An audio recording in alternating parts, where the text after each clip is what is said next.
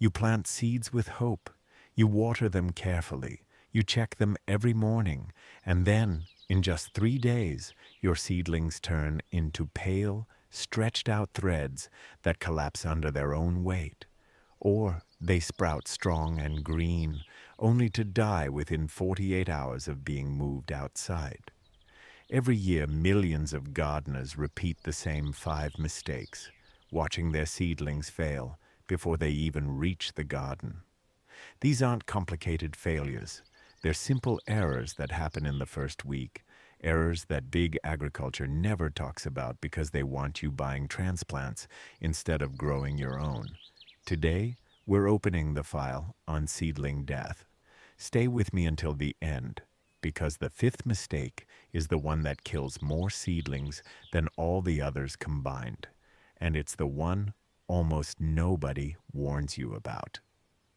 I want to start with a story that changed everything I thought I knew about starting seeds. 3 years ago, I started tomato seeds in February, exactly like the packet said. I used good soil. I watered carefully. I kept them warm.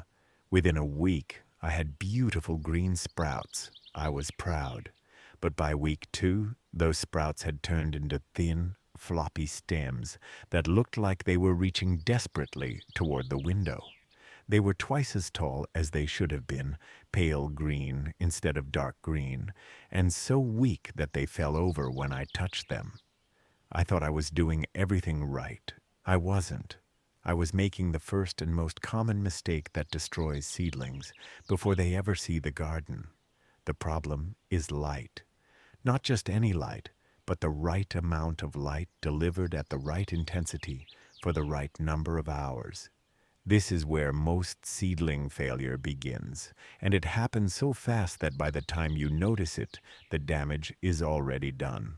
When a seed germinates in nature, it emerges into full sunlight. The sun delivers somewhere between 10,000 and 50,000 lux of light intensity, depending on the time of day and cloud cover. That light comes from directly above, and it lasts for 12 to 16 hours every single day. Your seedlings are genetically programmed to expect this. Their entire growth pattern is built around receiving massive amounts of light from the moment they break the surface. When they don't get it, they panic. And when a plant panics, it stretches. This stretching has a name in botany. It's called etiolation. It's not a disease. It's not a nutrient deficiency. It's a desperate survival mechanism. The seedling detects that light levels are too low, so it makes a gamble. It puts all of its energy into growing taller as fast as possible, trying to reach a light source before it runs out of stored energy from the seed. It sacrifices everything: thickness, strength, leaf development, root growth, all to gain height. And this gamble almost never pays off indoors, because even the brightest window in your house delivers maybe 2,000 lux on a sunny day. That's 10% of what the plant expects. So the seedling keeps stretching, getting taller and thinner, until it either falls over or runs out of energy and dies. You see this most dramatically with tomatoes, peppers, and brassicas. These are plants that evolved in full sun environments. They have zero tolerance for shade. Put them in a sunny windowsill and they'll still etiolate, because a windowsill is shade compared to what they need. Here's what makes this mistake so devastating. Etiolation happens fast. If you start seeds on a Monday and don't provide supplemental light, by Thursday morning they'll already be stretched. The damage is visible within 72 hours, and once a stem etiolates, it never recovers. You can move the plant into better light later, but that stretched section of stem stays stretched. It stays weak. It becomes a permanent structural flaw that makes the plant vulnerable to breaking, to disease, to failure under stress. Many gardeners see this stretching and think the solution is to bury the stem deeper when transplanting. This works somewhat for tomatoes because they can root along the buried stem. But for most other plants, burying an etiolated stem just hides the problem. The weakness is still there. The solution is brutally simple, and it costs $15. You need a grow light, not a fancy full-spectrum LED system that costs $200. Not a complicated setup with timers and adjustable heights, just a basic LED shop light or a clip-on grow light that delivers at least 2,000 lumens. You hang this light 2 to 4 inches above your seedlings and you run it for 14 to 16 hours per day. That's it. The seedlings will grow compact, thick, and dark green. Their stems will be strong enough to support themselves. Their leaves will develop properly. The difference between seedlings grown under a $15 grow light and seedlings grown in a windowsill is the difference between a plant that thrives and a plant that barely survives. I need to be specific about the numbers because this is where people make mistakes within the mistake. 14 to 16 hours of light means continuous light, not interrupted light. You can't give them 8 hours in the morning and 8 hours at night. Plants measure day length, and they use that measurement to regulate growth. If you interrupt the light period, you confuse their internal clock, and they respond by stretching or by refusing to grow at all. The light needs to be close, 2 to 4 inches above the tops of the seedlings. If you put the light 12 inches away, you've lost most of the intensity. Light intensity follows the inverse square law. Double the distance and you get 1/4 of the intensity. At 12 inches, a 2,000 lumen light delivers the equivalent of 500 lumens at the leaf surface. That's not enough. The plant will still stretch. Keep the light close and raise it as the seedlings grow. Here's the detail that almost nobody mentions. The color temperature of your light matters, but not as much as people think. You'll see products marketed as full-spectrum grow lights with red and blue LEDs. These work, but they're not necessary for seedlings. Seedlings grown under cool white LEDs, the kind you buy at any hardware store for $8, grow just as well as seedlings under expensive grow lights. The key is intensity and duration, not spectrum. Save your money. Buy the cheapest LED shop light you can find. Hang it close, run it for 16 hours, and your seedlings will be perfect. This is the solution that the transplant industry doesn't want you to know, because once you understand how easy it is to grow strong seedlings under cheap lights, you stop buying their leggy, overpriced transplants. The second mistake happens before you even plant the seed, and it's the reason so many gardeners end up with seedlings that are too big, too old, and too stressed to survive transplanting. You start your seeds too early. This seems like it should be a good thing. Starting early means a longer growing season, right? More time for the plant to establish, more time to produce. But seedlings are not like perennials that you can hold in a pot for months. Seedlings have a very specific window of time during which they need to go from seed to garden. Start them outside that window, and you create problems that no amount of care can fix. The timing depends on the plant. Tomatoes and peppers need 6 to 8 weeks from seed to transplant. If you start them earlier than that, they outgrow their containers, become root-bound, and go into shock when you finally plant them out. If you start them later, they don't have time to establish before the weather gets too hot or too cold. Here's how this mistake plays out in real time. It's January. You're excited about the garden. The seed catalogs have arrived, and you want to get started. So you plant tomatoes, peppers, eggplants, everything. You think you're being proactive. You think early is better. But your last frost date isn't until May 15th. That means you can't transplant those seedlings outside until mid-May at the earliest. If you started seeds in January, your tomatoes will have been growing indoors for 4.5 months by the time you plant them out. 4.5 months. A tomato seedling is supposed to go in the ground at 6 to 8 weeks old. By 4 months, it's not a seedling anymore. It's a juvenile plant that has been living in a 4-inch pot, severely root-bound, stressed, and desperate for real soil. When you finally transplant it, it goes into shock. It stops growing. It drops leaves. It takes weeks to recover, if it recovers at all. And all that time, you thought you were giving it a head start. You were actually crippling it. The solution is to count backwards from your transplant date. Find your last expected frost date for your area. You can get this from your local extension service or from any gardening website by entering your zip code. Once you have that date, count backwards. For tomatoes and peppers, count back 6 to 8 weeks. That's your seed starting date. For brassicas like broccoli and cabbage, count back 4 to 6 weeks. For cucumbers and squash, count back 2 to 3 weeks. These plants grow fast and they hate being transplanted, so you want them young when they go in the ground.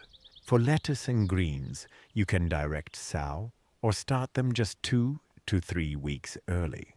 The key is to resist the urge to start early. I know it's hard. I know that in February you're desperate to garden, but starting seeds too early is worse than starting them too late.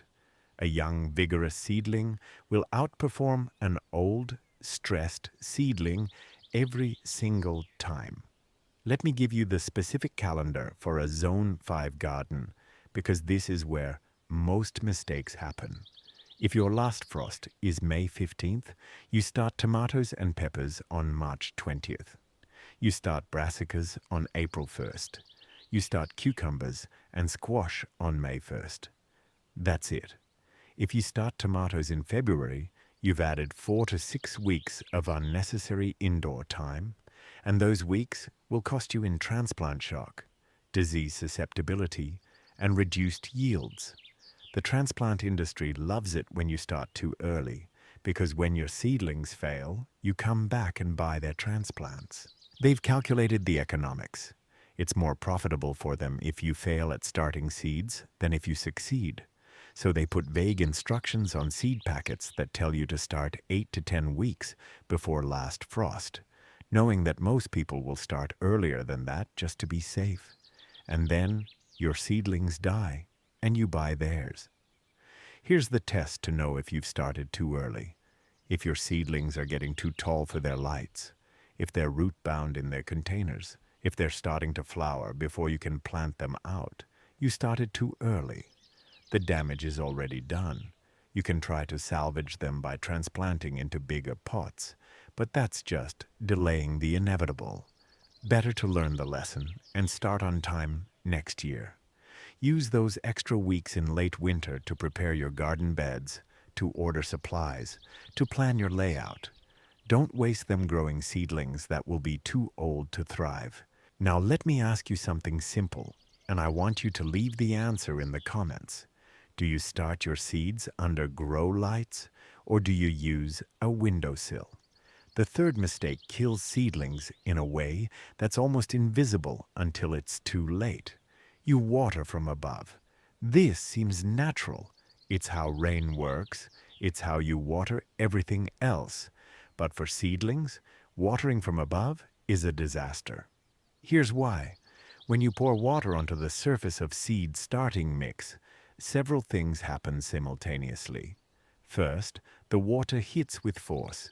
Even a gentle pour from a watering can delivers enough energy to displace soil particles.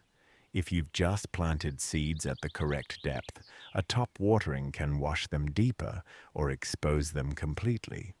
I've seen seeds that were planted 1/4 inch deep end up on the surface after a single watering. Once they're on the surface, they dry out and die. Second, the water flows unevenly. Seed starting mix, especially the peat-based kind, is hydrophobic when dry. Water runs off it instead of soaking in, so you end up with wet spots and dry spots. Seeds in the wet spots drown. Seeds in the dry spots never germinate. Third, And this is the one that kills the most seedlings. Top watering creates surface wetness that encourages damping off. Damping off is a fungal disease that attacks seedlings at the soil line. The fungus lives in the soil, and it thrives in wet, poorly ventilated conditions. When you water from above, you create a thin layer of constantly wet soil right at the surface. This is exactly where your seedlings emerge. The fungus attacks the stem right at the soil line, rotting it through in a matter of hours. The first sign is that your seedling, which was standing upright yesterday, is lying on its side this morning. The stem hasn't broken, it's collapsed. When you look closely, you see that the stem is pinched and brown right where it meets the soil. That's damping off. By the time you see it, the seedling is dead. There's no cure. You can't save it. And worse, the fungus spreads. One infected seedling can release spores that infect the entire tray within 48 hours. The solution is bottom watering. Instead of pouring water on top of the soil, you put water in a tray underneath the containers and let the soil soak it up from below through capillary action. This keeps the surface of the soil relatively dry while keeping the root zone moist. Seeds germinate perfectly because they're sitting in moist soil, not wet soil. Seedlings grow strong because the surface stays dry enough to prevent damping off. And you don't wash seeds around or knock over delicate sprouts. Bottom watering is how professional growers do it. It's how nurseries grow millions of seedlings without losing them to disease, and it costs you exactly $0 to implement. You just need a tray. Here's how to do it properly. Fill your seed trays or pots with moistened seed starting mix. Plant your seeds. Place the containers in a shallow tray, something like a 10 by 20 nursery tray, or even a disposable aluminum roasting pan. Pour water into the tray, not into the containers. Pour enough that the water is about half an inch deep. Wait. Within 30 minutes to an hour, you'll see the surface of the soil in your containers start to darken as water wicks up from below. Once the surface looks moist, dump out any remaining water from the tray. You don't want the containers sitting in water continuously. That creates other problems.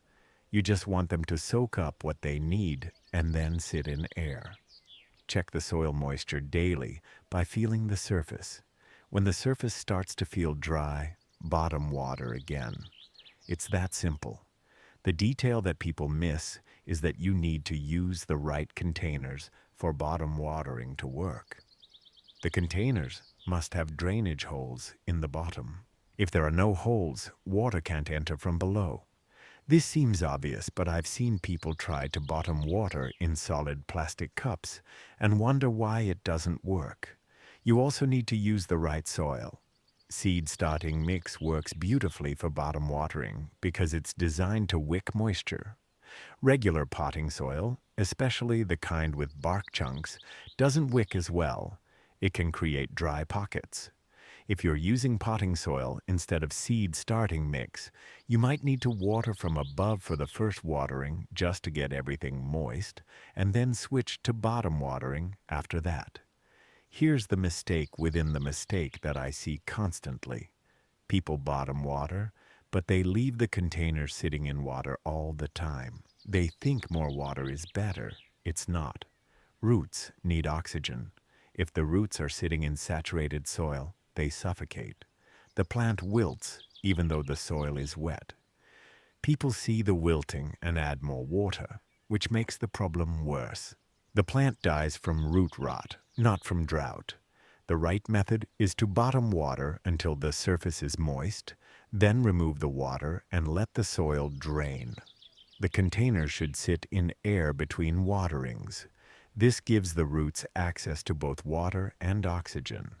It's the balance between wet and dry that keeps seedlings healthy. One more thing about watering. Temperature matters. Cold water shocks seedlings. If you're filling your watering tray with water straight from the tap in winter, that water might be 50 degrees. When it hits soil and roots that are at 70 degrees, it causes a temperature shock that stresses the plant. The stress makes the plant more vulnerable to disease. Use room temperature water. Fill your watering container the night before and let it sit so it warms up to room temperature. This small detail prevents a lot of unexplained seedling death. If you're getting value from this, hit that subscribe button and tap the like icon. This channel is about growing more food with less frustration, and I need your support to keep bringing you content that actually works. Subscribe now so you don't miss the next video. The fourth mistake is the one that breaks my heart because it happens after all the hard work is done. You've started your seeds on time. You've given them light.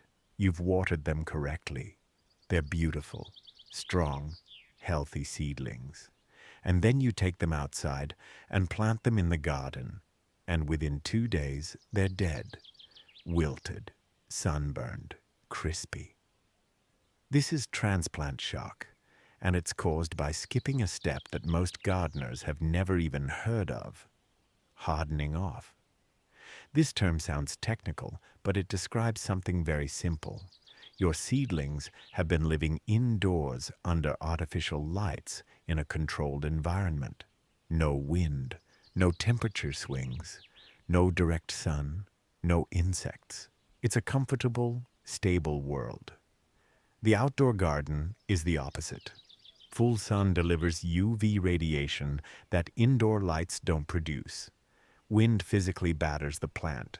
Temperatures swing from 50 degrees at night to 80 degrees during the day. Insects land on leaves. The soil microbiome is vastly different from sterile seed starting mix.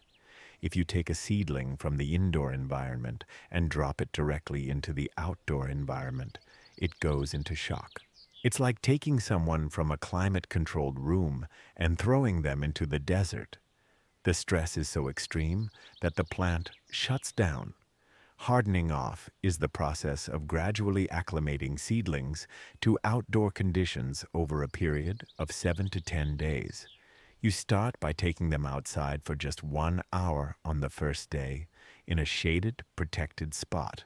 Not full sun, not wind, just mild outdoor conditions. After 1 hour, you bring them back inside. On day 2, you take them out for 2 hours. Day 3, 3 hours. You gradually increase both the duration and the intensity of exposure. By day 4 or 5, you can start giving them a little bit of morning sun. By day 6 or 7, they can handle a few hours of direct sun and some wind. By day 10, they're ready to stay outside full time and be transplanted into the garden. This gradual exposure allows the plant to build up protective compounds in its leaves, to strengthen its stems against wind, to adjust its water usage to outdoor conditions. It's the difference between a plant that thrives and a plant that dies. Here's what happens when you skip hardening off. The seedling goes outside into full sun. The UV radiation, which the plant has never experienced, causes the chlorophyll in the leaves to break down. The leaves turn white or pale yellow. This is sunburn, and it's permanent. Those leaves will never recover. They'll eventually die and drop off. If enough leaves are damaged, the plant can't photosynthesize, and it dies. Even if the plant survives the sunburn, the stress makes it vulnerable to everything else. Insects that a healthy plant would shrug off become a serious problem. Diseases that wouldn't normally take hold find an easy target. The plant's growth is stunted for weeks as it tries to recover. You've lost all the advantage you gained by starting seeds early. In fact, a seedling that wasn't hardened off will often be outperformed by a seedling that was started 2 weeks later, but was properly hardened off. The economics of this mistake are brutal. You've spent 6 to 8 weeks growing these seedlings. You've invested in lights, soil, containers, seeds. You've watered them daily. You've watched them grow. And then you skip a 7-day hardening off period and lose everything. The transplant industry loves this mistake. They harden off their seedlings because they know that unhardened seedlings won't survive. When your seedlings die and theirs don't, you assume their genetics are better, or their soil is better, or they have some secret technique. The secret is just that they hardened off and you didn't. They want you to think it's complicated, so you keep buying from them. But it's not complicated. It's just patient. Here's the exact hardening off schedule I use, and it works for everything. Day 1, outside in full shade for 1 hour. Day 2, shade for 2 hours. Day 3, shade for 3 hours. Day 4, morning sun for 1 hour, then shade for 2 hours. Day 5, morning sun for 2 hours, then shade for 2 hours. Day 6, morning sun for 3 hours, shade for 1 hour. Day 7, full sun for 4 hours. Day 8, full sun for 6 hours. Day 9, full sun for 8 hours. Day 10, plant them in the garden. If the weather is cool or cloudy, you can accelerate this schedule slightly. If it's hot or windy, slow it down. The key is to watch the plants. If you see any wilting or color change, you're moving too fast. Back off and give them another day at the previous level. One detail that saves a lot of grief. Don't harden off on the hottest, sunniest day of the year. If there's a heat wave coming, wait. Start hardening off when the weather is mild. A 65-degree cloudy day is perfect for the first day of hardening off. An 85-degree sunny day will fry your seedlings even if you're careful. Use the weather forecast. Plan your hardening off period for a week when temperatures are moderate and conditions are relatively stable. This gives the plants the best chance to adapt without extreme stress. The fifth mistake is the one that kills seedlings before they even sprout, and most gardeners never figure out what went wrong. You plant seeds too deep. This sounds so simple that you might think it doesn't matter, but seed depth is everything. Every seed contains a limited amount of stored energy, mostly in the form of starches and oils. That energy has to power the seed through germination and up to the surface where it can start photosynthesizing. If the seed is planted too deep, it runs out of energy before it reaches the light. The sprout emerges from the seed, grows upward through the soil, and then stops. It dies in the darkness, inches below the surface. You never see it.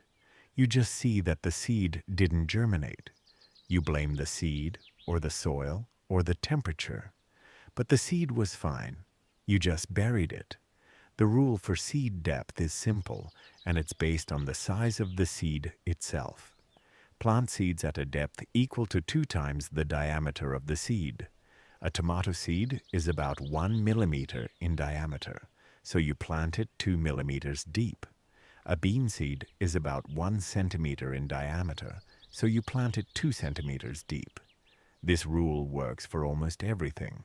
The reason is that this depth gives the seed enough soil contact to stay moist, enough darkness to trigger germination, but not so much soil that the sprout exhausts itself trying to reach the surface.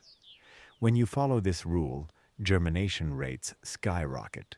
Seeds that you thought were duds turn out to be perfectly viable. They just needed to be planted at the right depth.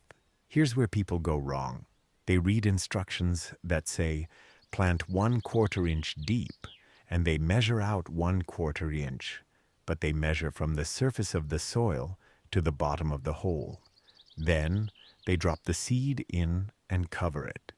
That seed is now 1/2 inch deep, not 1/4 inch, because you have to account for the soil you put on top. Or they press the seed into the soil, compacting it, and then add soil on top. Now the seed is sitting in compacted soil that's hard to push through, and it's deeper than intended. Both mistakes lead to failed germination. The solution is to use a specific technique. Sprinkle seeds on the surface of moist seed starting mix.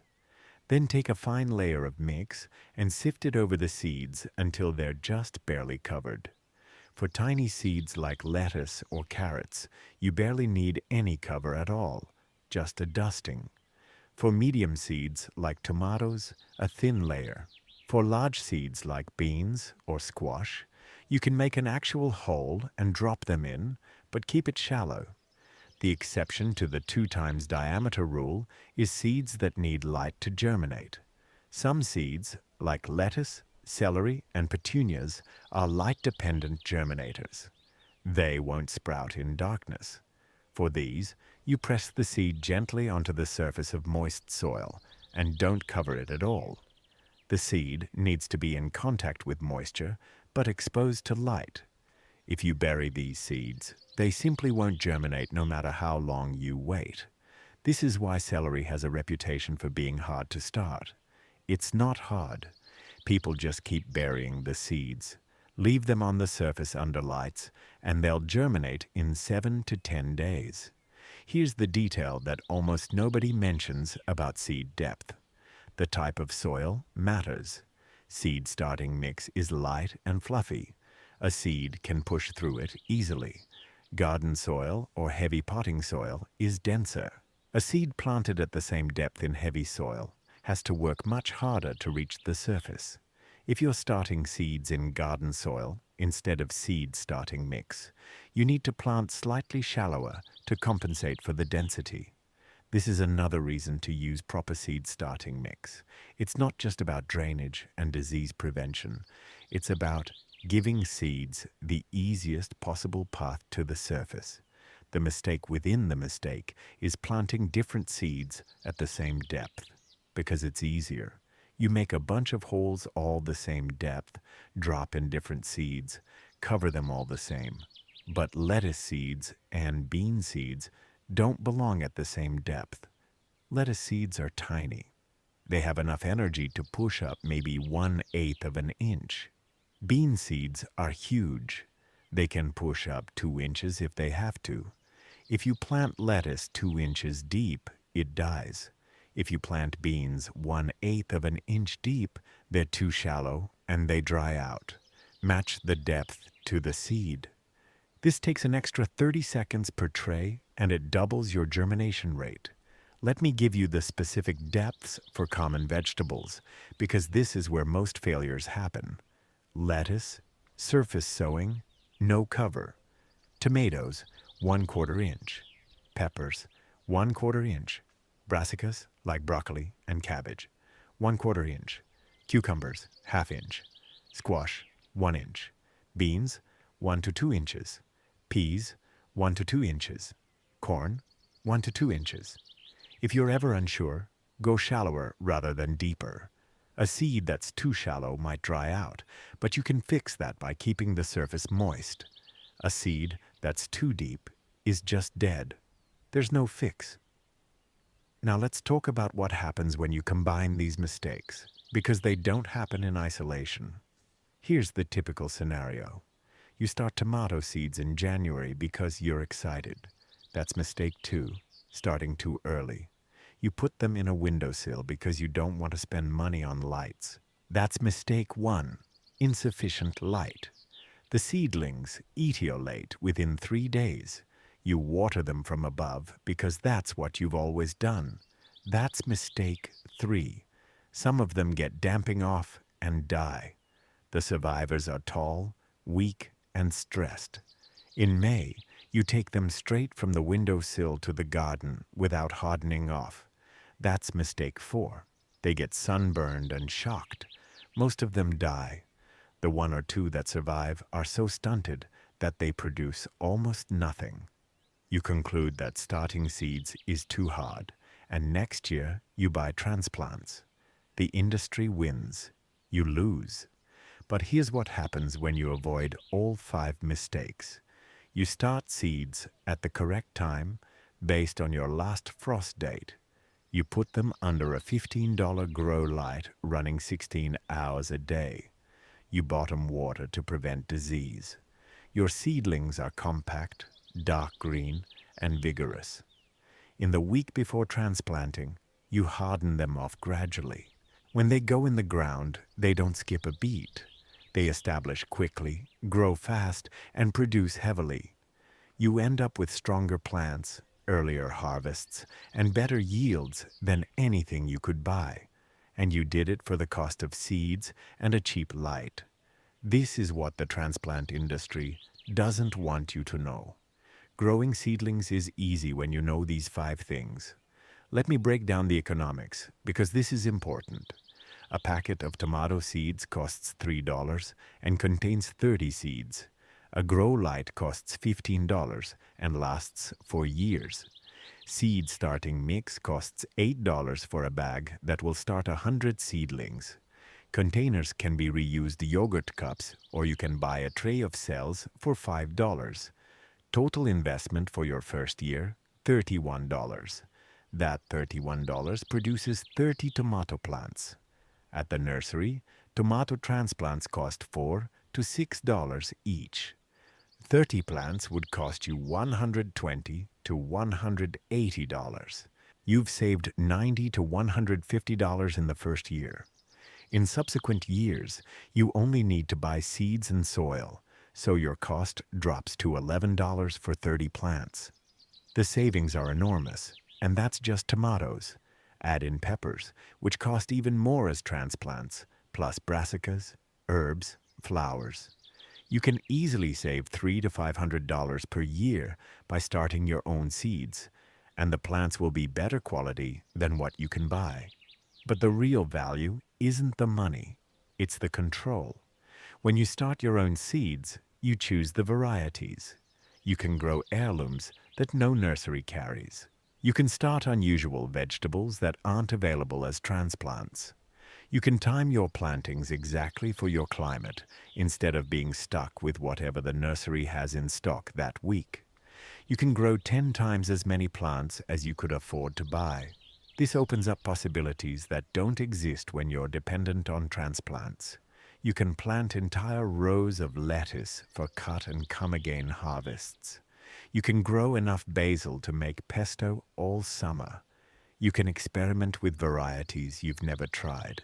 The garden becomes bigger, more diverse, more productive, all because you learned to avoid 5 simple mistakes. Here's what I want you to do right now. First, leave a comment and tell me which of these 5 mistakes you've been making. Be honest, we've all made them. Second, hit subscribe and turn on notifications so you don't miss the next video in this series. And third, if you found this valuable, share it with someone who's struggling with seedlings. The knowledge that big agriculture wants to keep hidden needs to spread. The more people who can grow their own food from seed, the less power the transplant industry has over us. The system is designed to make you fail at seed starting. The instructions on seed packets are deliberately vague. The timing recommendations are wrong. The depth guidelines are imprecise. The watering advice is inadequate. And nobody tells you about hardening off until after your seedlings have died.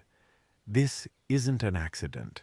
The transplant industry makes billions of dollars every year selling you seedlings that you could have grown yourself for pennies. They profit from your failure. Every seedling that dies is another transplant they sell. Every gardener who gives up on seed starting is a customer for life. They've engineered a system where failing is easier than succeeding. But you don't have to participate in that system anymore. You now know the 5 mistakes: insufficient light, starting too early, watering from above, skipping hardening off, and planting too deep. Avoid these, and your success rate will go from 20% to 90% overnight. Your seedlings will be stronger, healthier, and more vigorous than anything you can buy. You'll save hundreds of dollars. You'll grow varieties that aren't available commercially. You'll have the satisfaction of growing food from seed to harvest entirely with your own hands. This is real food independence. This is what gardening is supposed to be. One final thought. These 5 mistakes aren't just about seedlings. They're about how we've been taught to distrust our own abilities. The message from industrial agriculture is that growing food is complicated, that you need experts, that you need to buy products and services to succeed. But humans have been starting seeds for 10,000 years. It's not complicated, it's natural. The complications were added later to create dependency. When you strip away the nonsense and get back to basics, light, timing, watering, acclimation, and depth, seed starting becomes almost foolproof. You don't need special skills. You don't need expensive equipment. You just need to understand what the plant needs and give it those things. That's it. Everything else is noise designed to sell you products you don't need. So start seeds this year. Start them at the right time, under lights, with bottom watering, harden them off properly, plant them at the correct depth, and watch what happens. You'll succeed. Your garden will explode with plants you grew from tiny seeds, and you'll realize that you never needed the transplant industry in the first place. You had the power all along. You just needed someone to tell you the truth instead of trying to sell you something. That's what this channel is about. Truth, not marketing. Results, not products. Food independence, not dependency. If that resonates with you, subscribe now. Leave a comment. Share this with a gardener who needs it. Let's build a community of people who grow their own food and refuse to be customers anymore. The next video is coming soon, and it's going to blow your mind. Don't miss it.